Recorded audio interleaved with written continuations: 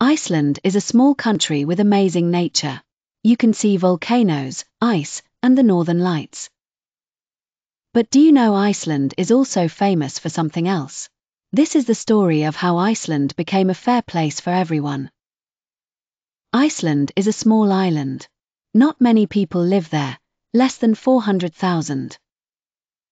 But Iceland is a leader in the world. It's the best country for women and men to be equal. Every year, the World Economic Forum makes a list.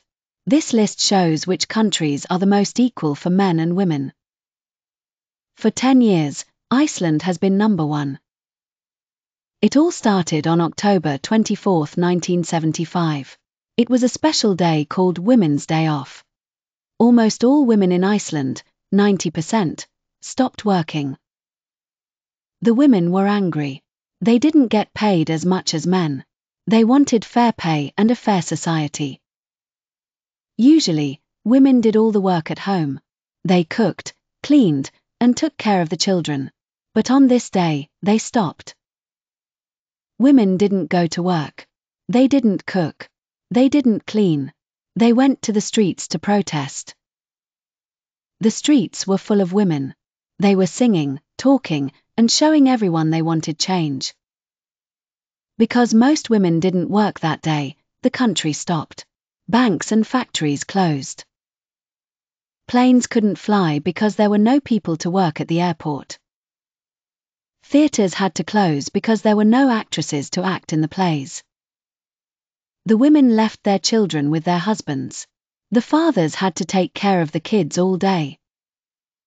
Because schools were closed, fathers had to take their children to work. Some fathers bought candy and crayons to keep their children happy. Older children helped take care of the younger ones. It was a crazy day. The whole country was stopped. It was a big mess.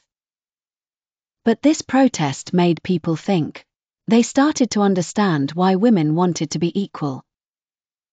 1 year later, Iceland made a special group called the Gender Equality Council.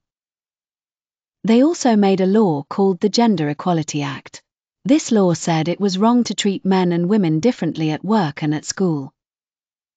Then, in 1980, Iceland did something amazing. They chose the world's first female president. Her name was Vigdis Finnbogadóttir. But the fight wasn't over. In 2005, women still didn't get paid as much as men. They only got 64% of what men earned. So, on the 30th anniversary of the first strike, women protested again.